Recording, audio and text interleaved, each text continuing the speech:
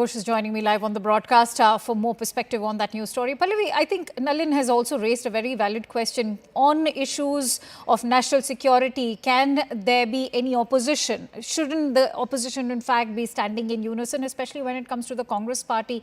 And why would Prithviraj Chavan in fact question representation for Tahawwur Rana when Piyush Sachdev, as we all know, is the legal counsel going to be representing him? Absolutely, and the point is that at least as far as the national interest, nationalism is concerned, and where India stands together, needs to stand together irrespective of the kind of political differences you may have. At least India's war against terrorism, blaming Pakistan, giving them repeated dossiers, has always been a point on which we would have always looked forward to a kind of political consensus. What Prithviraj Chavan is saying is also factually incorrect, because the accused are always given a right for legal help.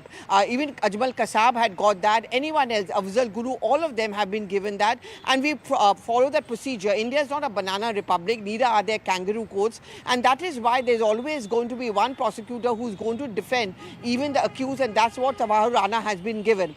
But the multiple voices coming in from the Congress does not just Prithviraj Chavan, who incidentally was in the Prime Minister's office when the 26/11 blast took place, or whether it's Raja Varing Brar, whether it is, of course, Kanhaiya Kumar. In all the three statements, what comes across is kind of taking pot shots at the government, making light of the entire situation. It's also an attempt, perhaps many would criticize the Congress party for trying to rush in to take credit.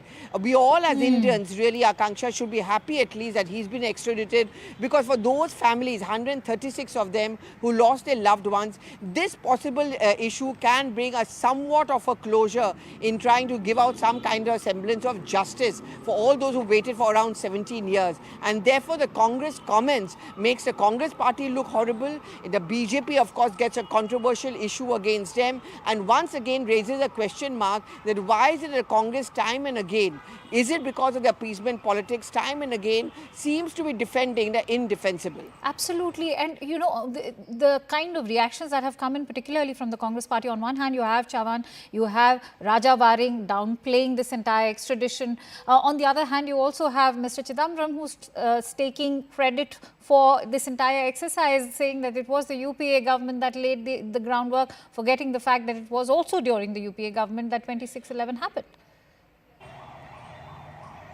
Well, I mean, you want to take credit, the BJP says fair enough, but you don't rubbish the fact that Rana has finally landed on the soil of India in the process of investigation, interrogation, and a possible closure on this, legally speaking, is going to finally take place. What Mr. Chidambaram is saying is also because, remember, he became the Home Minister after a 26/11 blast. The process was begun. It's a long drawn process.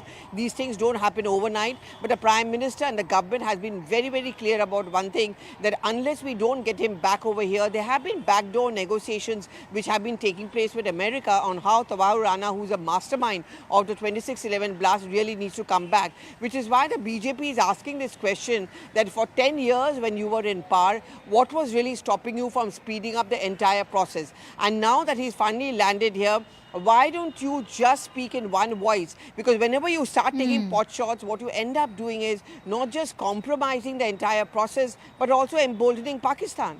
Oh, absolutely. And also rubbing salt to the wounds of all of those victims and the families of the 26/11 terror attacks. Many thanks to you, Pallavi, for bringing us those inputs.